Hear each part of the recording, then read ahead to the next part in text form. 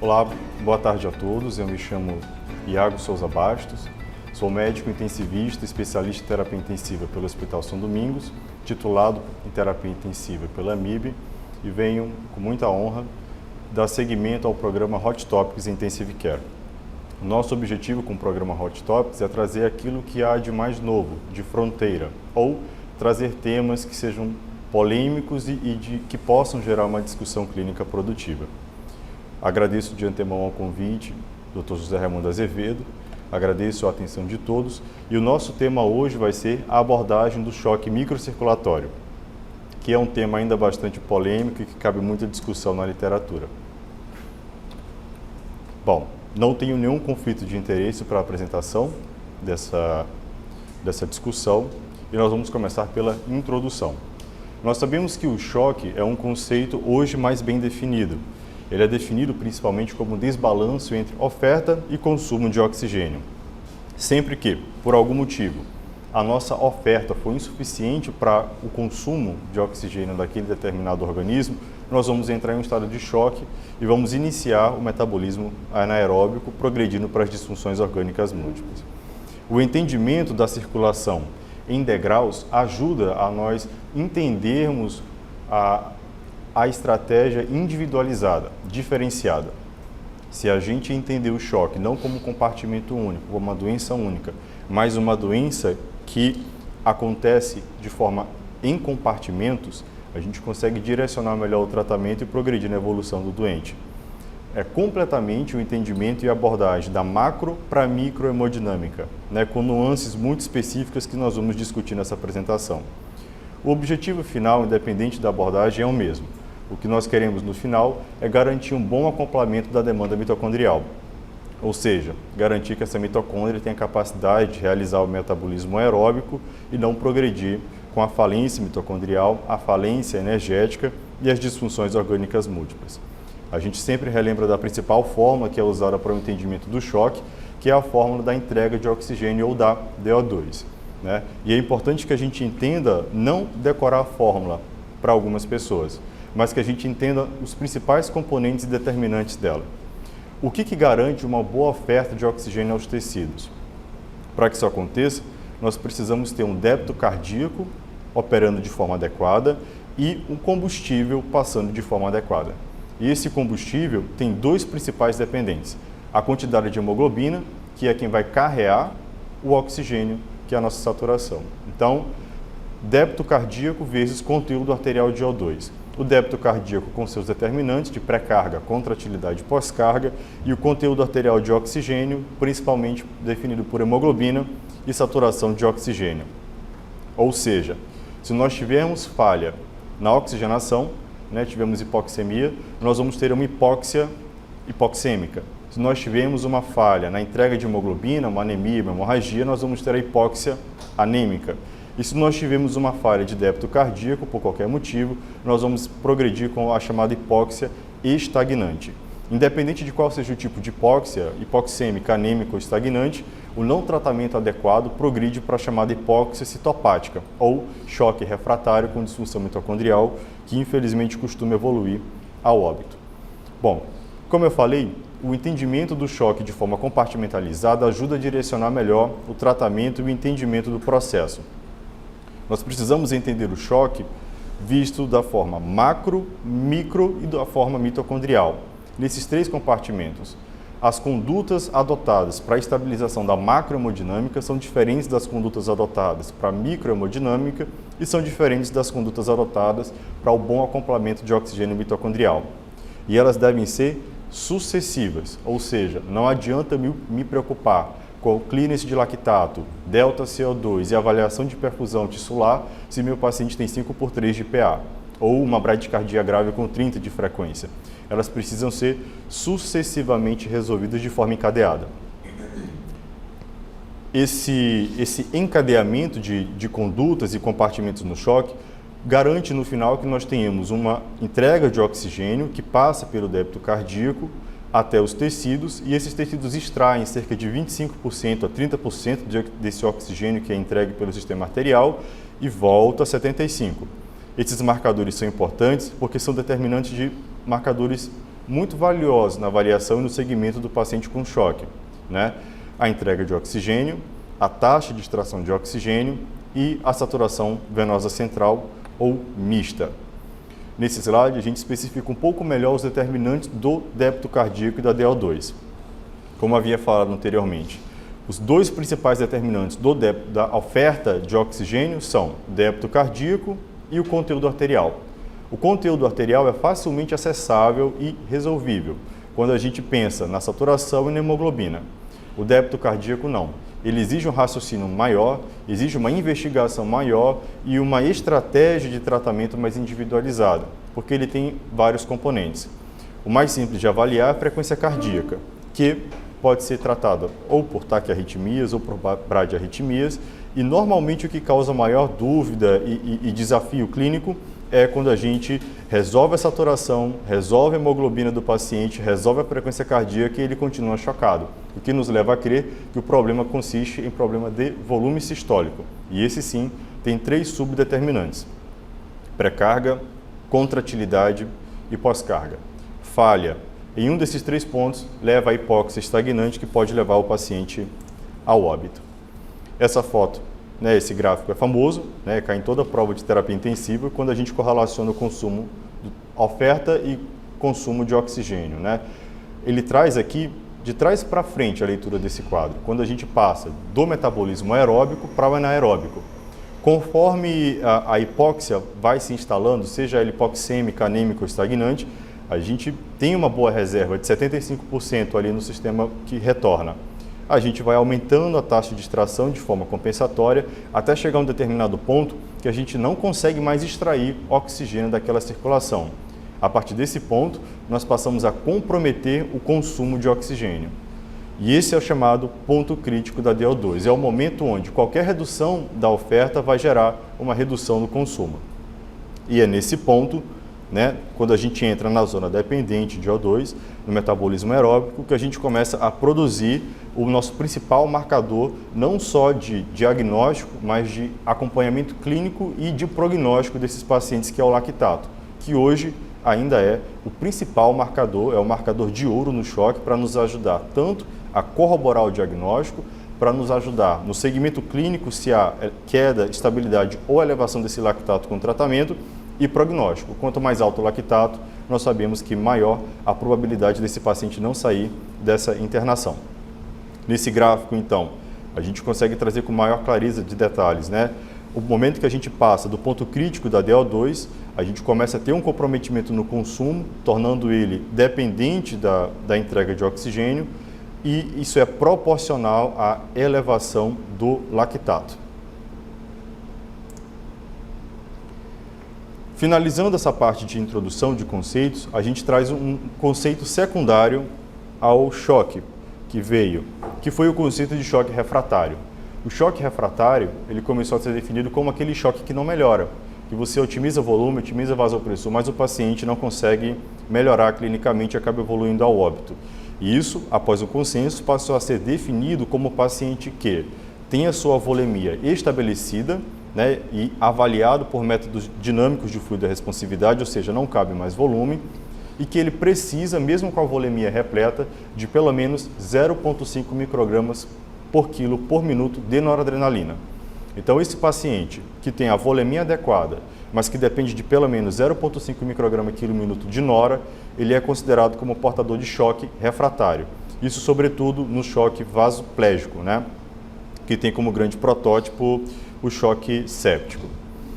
O mecanismo é conhecido de todos. Nós temos um cenário de hipóxia, acidose, hiperlactatemia, e isso acaba levando a disfunção endotelial, disfunção mitocondrial, alteração proteica com desnaturação de proteínas, e isso acaba levando, no final das contas, a não resposta adequada às catecolaminas, que progridem com o choque refratário e, caso não tratados de forma adequada, evoluem ao óbito.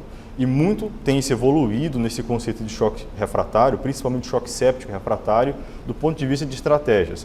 O último Surviving, por exemplo, já trouxe com maior delimitação e determinação a associação da hidrocortisona, 50 mg de 6 em 6 horas, e da vasopressina precoce assim que passasse de 0,5 microgramas de nora, né? E a hidrocortisona acima de 0,25.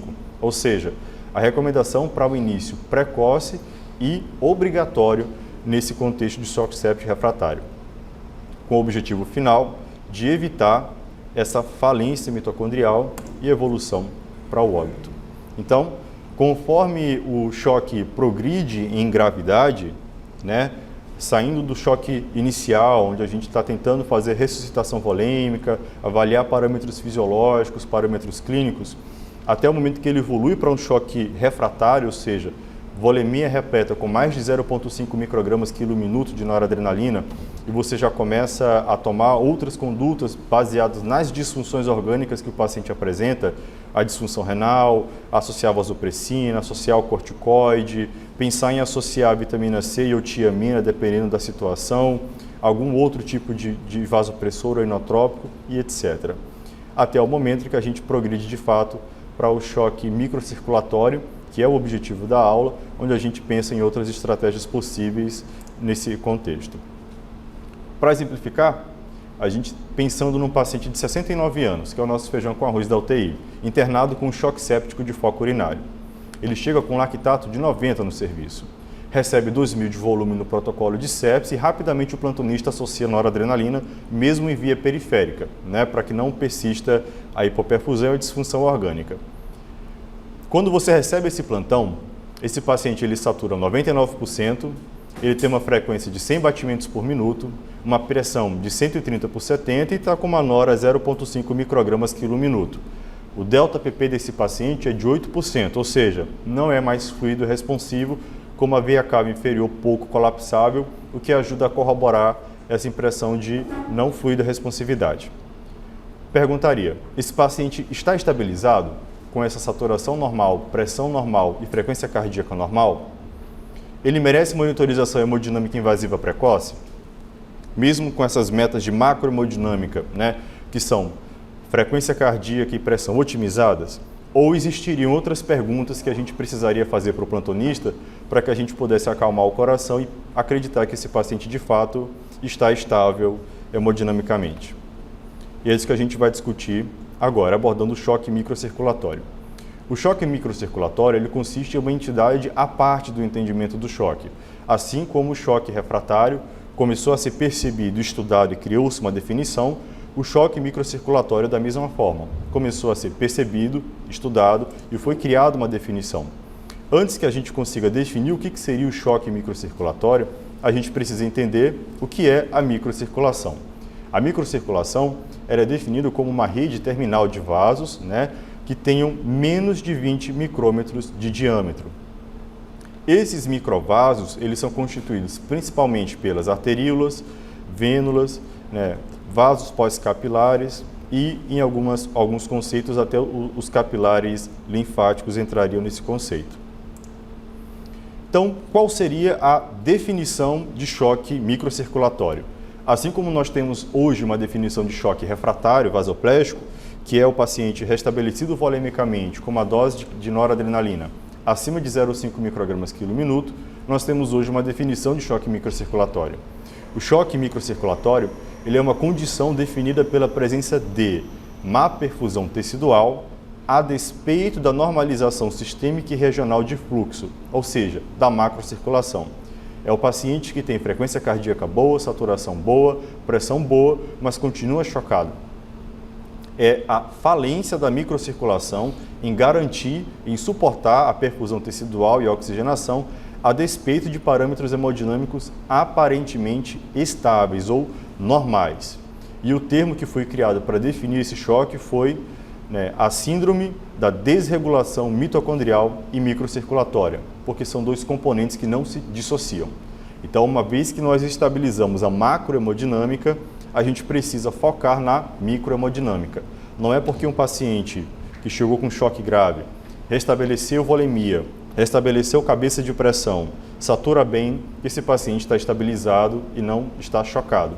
Esse paciente não só pode estar chocado, como ele provavelmente pode piorar no plantão e até mesmo evoluir para o óbito se você não identificar essa falência de microcirculação. E é aí que se faz a diferença do tratamento direcionado por pacotes, né, por níveis. Pensando nesse processo de fisiopatologia do choque microcirculatório, a fisiopatologia é conhecida. Nós temos um insulto inicial, inflamatório, essa inflamação gera hipóxia tecidual, né, e estresse celular, com disfunção da microcirculação. E o que causa essa disfunção microcirculatória? Mesmo com pressão normal, frequência cardíaca normal e saturação normal. A gente tem liberação de óxido nítrico, nós temos o estresse e lesão endotelial, nós temos o estresse e lesão com disfunção da parede vascular, né, que é responsável por manter o tônus vascular da microcirculação. Nós temos alteração da deformabilidade das células vermelhas, né, a incapacidade delas de se deformar e de entregar oxigênio de forma adequada, além da ativação leucoplaquetária, o que acaba promovendo o entupimento e obstrução desses vasos da microcirculação, que é a grande chave, né, da fisiopatologia do choque séptico, né? Se nós pudéssemos enxergar esses processos patológicos acontecendo, por exemplo, a gente conseguiria identificar através de alguns métodos de imagem mais avançados, né, por exemplo, com microscopia, o efeito que teria a liberação ou de uma catecolamina, né, numa vaso de microcirculação. Isso aqui é aquele paciente, por exemplo, que já tem 60 ml hora de nora concentrada e você não sabe por que ele não melhora ou não deslancha, a despeito das outras condutas, né? Fechou a microcirculação, fechou a periferia por completo. Aqui a gente identifica o efeito, por exemplo, de como seria uma microcirculação normal pelo OPS, né? Comparem com a microcirculação de um paciente séptico. Percebam que tem vários pontos de obstrução desses capilares, né, desse leito capilar sublingual. Então, de fato, no choque séptico, no choque vasoplégico refratário, esse comprometimento da microcirculação com obstrução, vasoconstricção e trombose desses vasos consiste no principal determinante desse processo. E aqui a gente exemplificaria, por exemplo, através de microscopia eletrônica, o efeito, né, de um vaso ao ser exposto, submetido a lipopolissacarídeo bacteriano de gram-negativos. Olha o que acontece com a marginalização, a adesão, a agregação e ativação de plaquetas e leucócitos dentro desse vaso. É esse vaso que obstrui, que entope e que não permite que a oxigenação seja ofertada para aquele tecido, para aquele órgão. Né? Então, nós temos desde o endotélio normal, funcionando normal, com diapedese normal, um glicocálix normal, que é o responsável por manter a barreira, por manter a saúde desse endotélio, é estressado, é agredido num quadro séptico, nós temos a ruptura da barreira do glicocálix, ou seja, existe um vazamento, né, o líquen endotelial com edema para o tecido, nós temos a marginalização de leucócitos com obstrução desse vaso, deposição de fibrina, a impossibilidade da deformação das hemácias, impedindo a entrega de oxigênio de forma adequada para os tecidos, dentre outros processos citobioquímicos. Se nós pudéssemos pensar nisso de forma compartimentalizada, né, esse processo fisiopatológico, são 4 possibilidades que normalmente se somam, que se misturam dentro de um paciente com choque microcirculatório. Então, nós temos, primeiro, a heterogeneicidade dos vasos, ou seja, é a entrega de forma heterogênea de oxigênio por obstrução. Esses vasos entopem e impedem a passagem adequada das hemácias e a deformidade, e aí só circula por determinados capilares. Um outro ponto seria a hemodiluição, que acontece quando há a oferta de líquido não guiada por métodos objetivos de fluidoresponsividade. A gente hiperidrata o paciente, ele fica hipervolêmico, hemodiluído, além de ter vários efeitos deletérios que vão ser discutidos, a gente também não consegue entregar hemácias em quantidade adequada para aquele tecido. Nós temos o efeito de constricção, que é quando, por exemplo, uma dose excessiva de vasopressor é usada só com o objetivo de melhorar a macrohemodinâmica, sem pensar na microhemodinâmica, e a dose de nora escala, de vasopressina escala, de adrenalina escala, a gente perfunde cérebro, fígado, rim, coração e trava a periferia, não impedindo o óbito nesse contexto de disfunção orgânica. E o quarto mecanismo, que é o edema. Pela perda do glicocálix, pelo aumento da permeabilidade vascular, a gente perde líquido para o terceiro espaço, também comprometendo a entrega de oxigênio nesse tecido. São 4 mecanismos que costumam se sobrepor nesse contexto de choque microcirculatório, né, de falência microcirculatória. E por que isso acontece, né? Nesse artigo ele traz choque microcirculatório. Por que, quando e como, né? Normalmente, quando nós temos um estresse metabólico, uma infecção, por exemplo, uma sepse, nós costumamos ter um aumento da atividade metabólica. Esse aumento da atividade metabólica, ele aumenta a sinalização para o metabolismo, que costuma gerar aumento do diâmetro vascular, com o objetivo de aumentar o fluxo sanguíneo, né? De aumentar o débito, aumentar o fluxo sanguíneo para distribuir para os tecidos. Nem sempre isso acontece.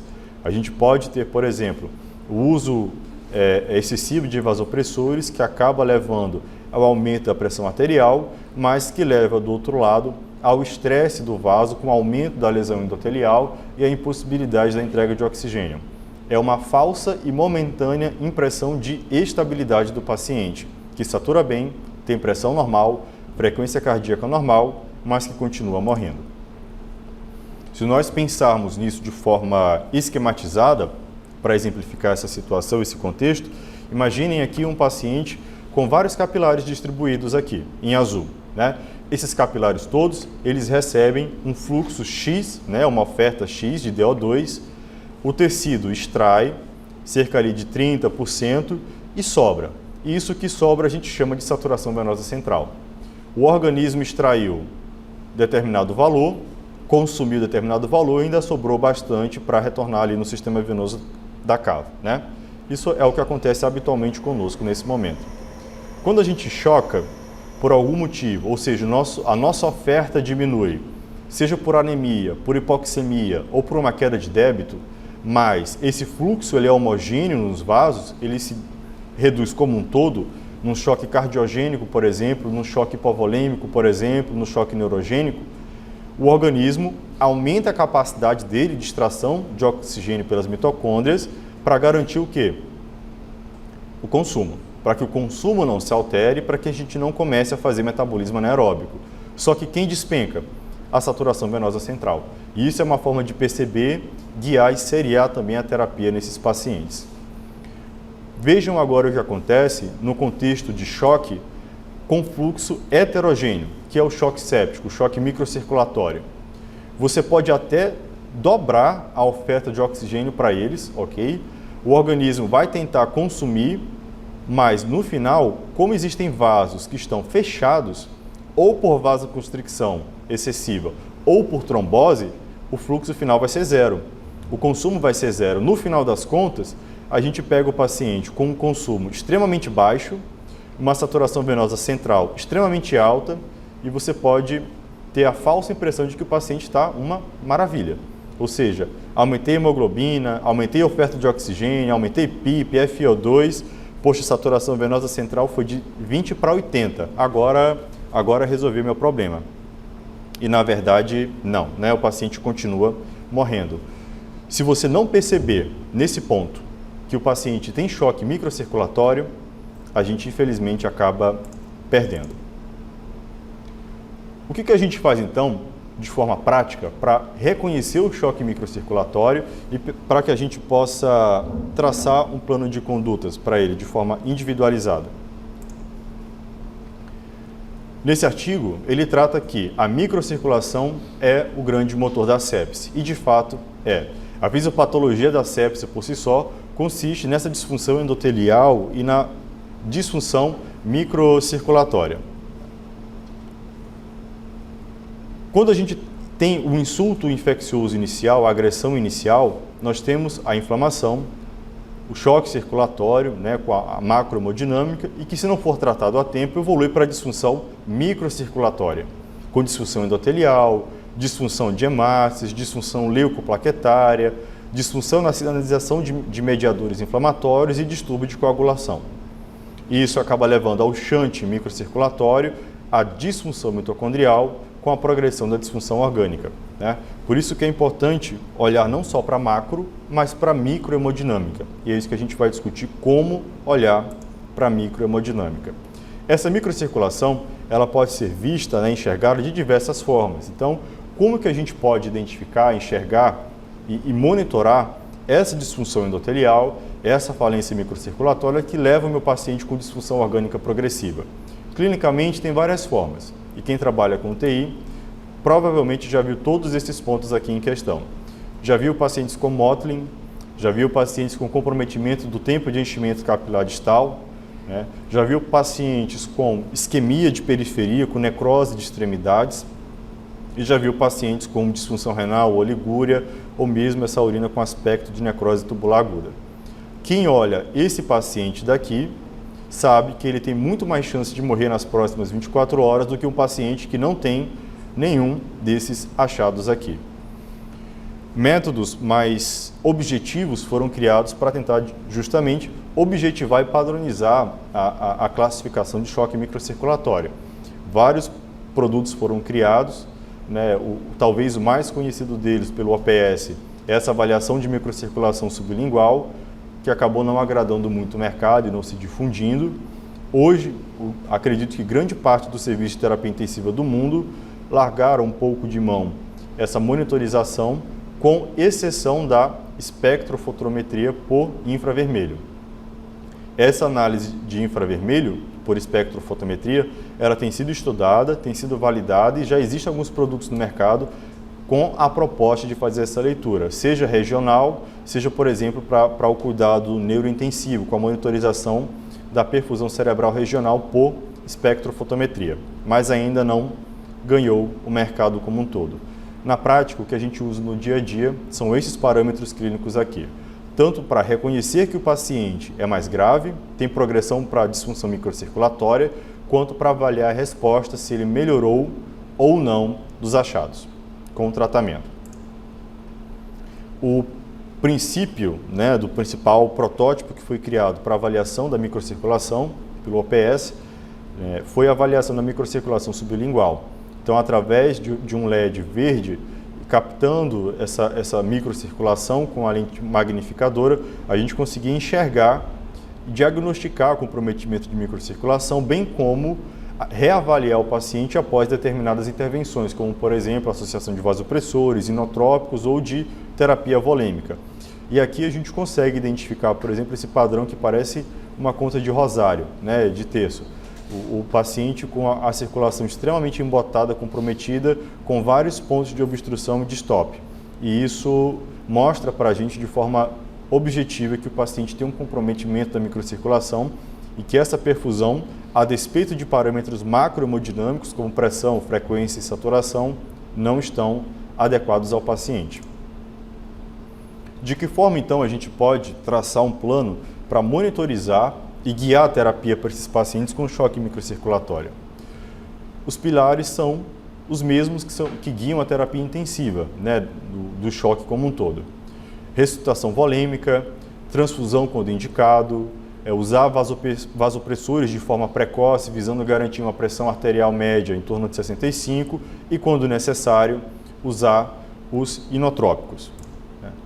Os vasodilatadores, a gente vai discutir um pouquinho mais à frente, e ter o controle, se possível, né, de dor, temperatura e outros agentes estressores que possam aumentar o consumo de oxigênio. O manejo do choque refratário, né, ele passa pelo tratamento da causa base, como todo choque.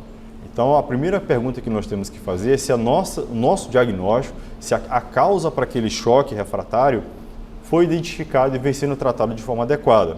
Se o choque hipovolêmico vem sendo corrigido, né, com reposição volêmica ou hemotransfusão, se o choque cardiogênico vem sendo corrigido com a abertura da artéria no cateterismo, ou se o paciente recebe inotrópico, suporte mecânico ventilatório ou cardíaco, se o paciente tem um choque obstrutivo, se a causa dessa obstrução foi removida, o tamponamento cardíaco, o tamponamento torácico no pneumotórax, a TEP, a auto-PIP, e no choque vasoplégico, se os antibióticos já foram iniciados, as culturas coletadas e se outras causas possíveis foram afastadas. Lá, do manejo do choque microcirculatório, é garantir que a volemia esteja adequada.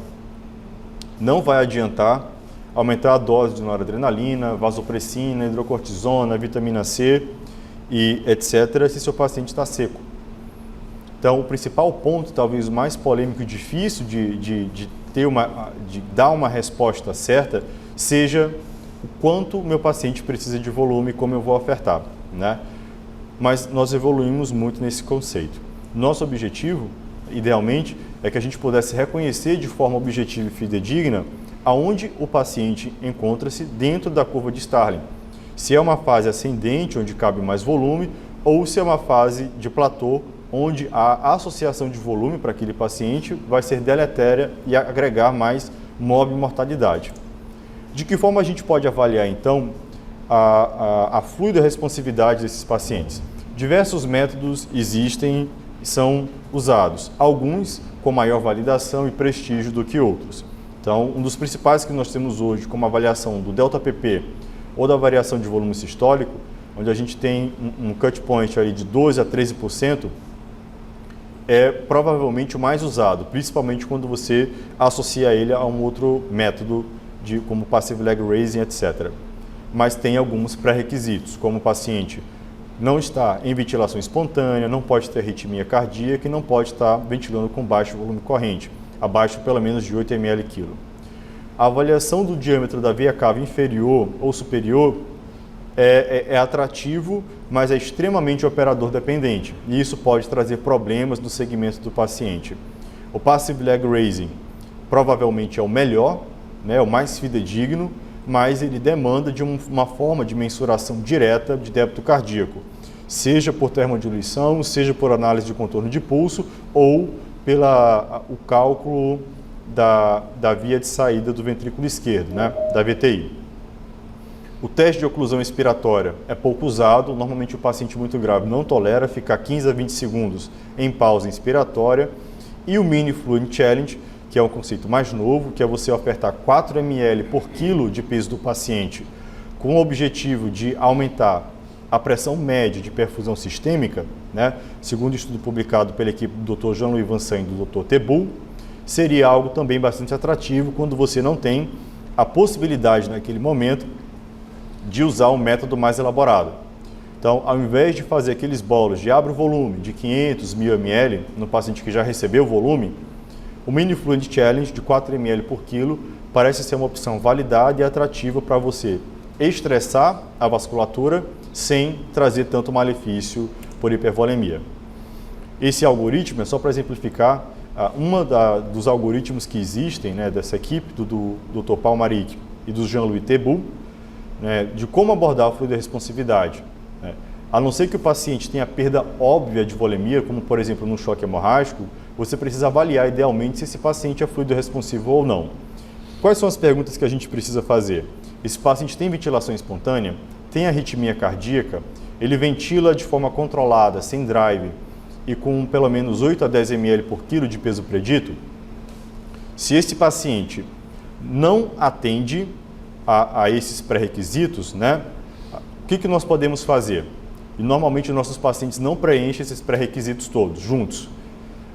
Nós podemos fazer o passive leg raising associado a um outro método, podemos fazer o teste de oclusão expiratória final, que é difícil de ser feito, ou o Mini Fluid Challenge, né? Quando possível, o uso da variação de pressão de pulso, da variação de volume sistólico, são excelentes alternativas para avaliar a fluido-responsividade. E se o paciente for fluido-responsivo, recebe volume. Se não for, considerar outra forma de intervenção. E para que a gente possa entender a importância do uso racional e judicioso da fluidoterapia, a gente entende hoje o SOSD, que é o conceito de descalonamento, de ressuscitação. Dentro daquela primeira fase de guerra, dos primeiros minutos à primeira hora, a gente tem a fase de ressuscitação ou de salvamento, onde a gente vai fazer normalmente 30 ml por quilo de cristalóide para aquele paciente para avaliar a resposta e tirar da crise, né, do choque, associando ou não precocemente o vasopressor. Uma vez que esse paciente estabiliza, a gente tem a fase de otimização de terapia, né, de estabilização e, assim que for possível, iniciar a fase de ressuscitação. Manter o paciente hipervolêmico com balanço hídrico positivo sem necessidade aumenta a má perfusão orgânica generalizada e, por si só, é fator independente preditor de mortalidade na internação em UTI. Esse estudo é interessante porque ele traz metas muito objetivas do que a gente pode avaliar para esse paciente e traçar o plano do SOSD de forma muito objetiva, né? Então, o que a gente faz na fase de salvagem, né, de salvamento? Os 30 ml por quilo de cristalóide, ou o Mini Fluid Challenge de 4 ml por quilo em 10 minutos. A fase de otimização, ela tem o objetivo de manter o resgate da função orgânica, né, tentando mirar no balanço hídrico neutro. A estabilização, ela deve ser manejada, né, perseguida como dentro daquela primeira semana um balanço hídrico já de início negativo, e a partir daí a gente precisa focar no descalonamento, em formas inteligentes e estratégicas para a gente tirar o volume desse paciente sem piorar a disfunção orgânica ou, principalmente, né, a disfunção renal. Eu não vou me ater a essas metas aqui, mas fica o estudo para avaliação posterior dos interessados. Por que eu preciso me preocupar tanto com o volume? Por que eu não posso, no plantão, quando a gente é chamado para avaliar um paciente chocado, pedir para abrir 1.500 de ringa lactato sem culpa na consciência, né? A gente precisa entender que o volume é uma droga, e como toda droga, ela pode ser deletéria na dose tóxica, né? Então, no sistema tecidual, a gente vai encontrar edema, nós vamos ter uma piora da resposta inflamatória para a cicatrização, aumenta a incidência de úlceras por pressão, aumenta a pressão intraabdominal com edema de vísceras, né, e de mesentério, causando síndrome compartimental abdominal. A gente piora a perfusão renal. Antigamente, do que a gente pensava, que a maioria da lesão pré-renal, né, chamada DIRA pré-renal, era causada por desidratação no choque séptico, hoje a gente sabe que não. 50% em estudos de autópsia provam que esses pacientes, metade deles é de fato desidratação, mas metade deles piorou a função renal por congestão, por hipervolemia.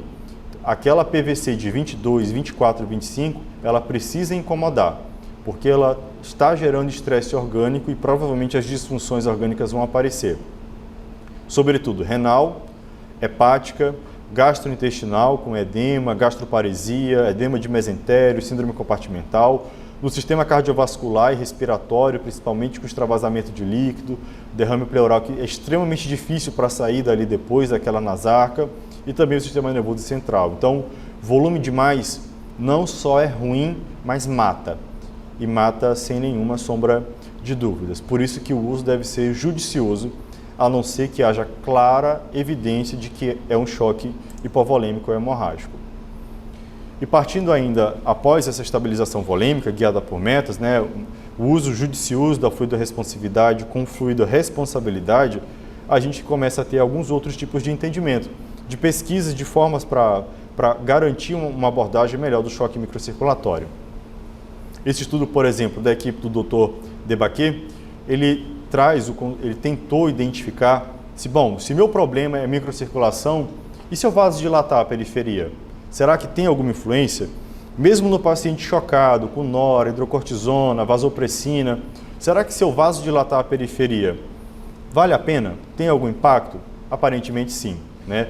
Nesses pacientes graves com choque refratário distributivo, que é o choque séptico, esse estudo documentou que o uso da dobutamina, por exemplo, que tem um efeito vasodilatador periférico importante, ele pode recrutar a microcirculação na sepse, independente de como o débito cardíaco responder nesses pacientes, através de ação vasodilatadora. E isso é um conceito importante. O que a gente pode trazer de novo de potenciais terapias? O que a gente tem hoje na fronteira do conhecimento da terapia intensiva para abordar o choque microcirculatório, né? A despeito dos vasopressores. A hidrocortisona, ela já ganhou seu lugar de destaque. Hoje a gente já tem ela incorporada no próprio Survive Sepsis Campaign, no paciente que usa noradrenalina acima de 0,25 microgramas quilo por minuto, na dose de 50 miligramas de 6 em 6 horas, né? A equipe de transplante já se aproveitou dessa informação, né, de forma bem judiciosa, mas bastante adequada, e isso modificou muito a resposta à manutenção hemodinâmica desses pacientes, que era muito difícil, era muito ruim, e hoje nós já incorporamos no protocolo global para o potencial doador de órgãos, por exemplo, 100 mg de 8 em 8, que é uma estratégia também com muito sucesso, né? O bicarbonato de sódio costuma ser usado em demasia, boa parte das vezes sem um uso judicioso ou criterioso, o que pode ser deletério. Ele só deve ser usado idealmente no paciente que tem acidose metabólica, com pH menor do que 7,2 ou um bicarbonato menor do que 15, como ponte para você resolver o meio de campo e ajustar o tratamento do paciente, né? O TAM é também uma forma de corrigir a acidose metabólica, mas os efeitos colaterais, como hipercalemia, são muito severos e também praticamente já saiu do mercado. O uso do azul de metileno, com o objetivo de tentar neutralizar o óxido nítrico, né, e melhorar a vasodilatação. Existe um racional fisiopatológico, né, farmacológico para uso, mas não temos nenhum estudo que documente, que valide a sua atuação. Então, não é recomendado por nenhuma sociedade, por nenhum guideline, né? O uso da hidroxicobalamina segue o mesmo princípio. A vitamina C tem ganho cada vez mais destaque do ponto de vista de chamar a atenção para o desenvolvimento de estudos. Existem estudos mostrando benefício na redução de disfunção orgânica, renal, disfunção hemodinâmica e até mortalidade, mas existem estudos que mostram o contrário, então nós ainda não temos essa resposta. A tiamina, ela é estudada dentro do mesmo conceito do uso da vitamina C, principalmente depois da publicação em 2016 do estudo do Paul Merrick, né, com a vitamina C, a tiamina e a hidrocortisona. E nós temos hoje, talvez como principal ponte, né, de fronteira da terapia intensiva, o uso dessas duas drogas que possivelmente vão chegar no futuro para nós. A telepressina e a angiotensina 2 como drogas objetivando reduzir a necessidade de noradrenalina e adrenalina, muito parecido com o que a vasopressina faz hoje. Já existem estudos, alguns em andamento, com um resultado favorável, mas ainda não dominou o mercado. Possivelmente é o que nós vamos encontrar no futuro como resgate para não usar noradrenalina em doses tão elevadas, né?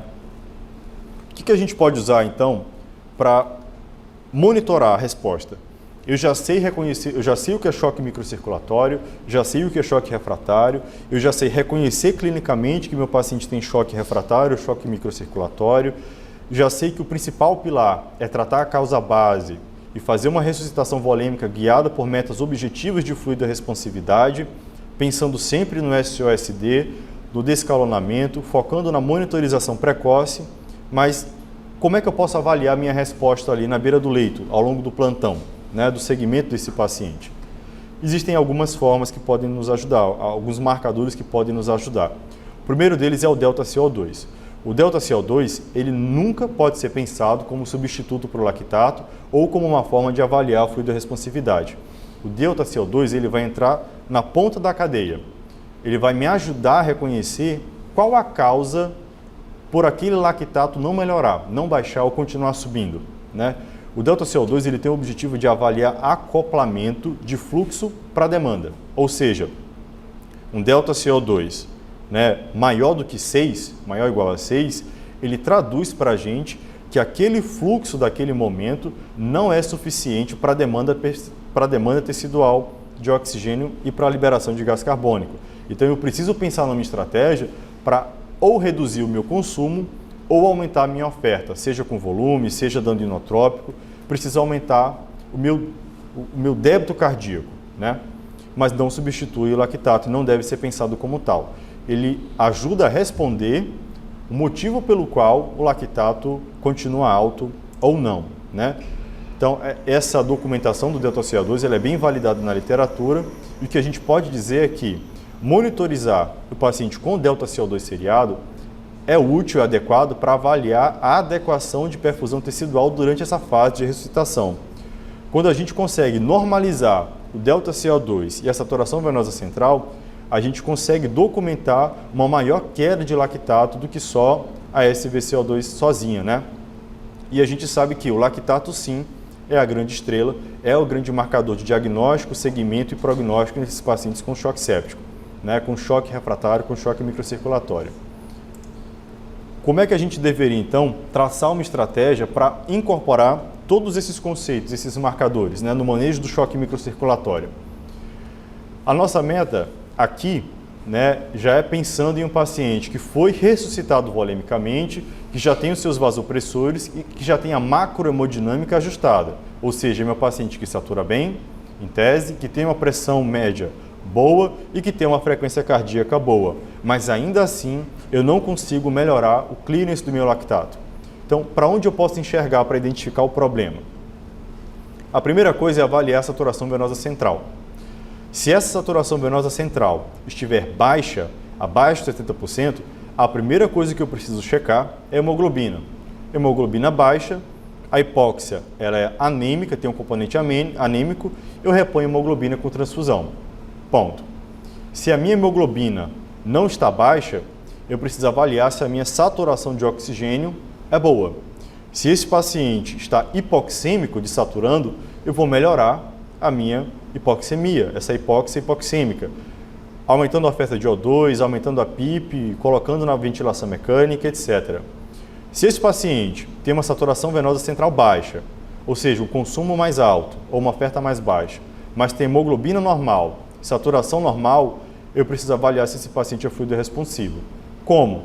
Através dos métodos dinâmicos de fluido responsividade. E se ele for fluido responsivo, hipovolêmico, dou volume para ele. Se ele não for mais fluido responsivo, meu problema vai ser aonde? Contratilidade.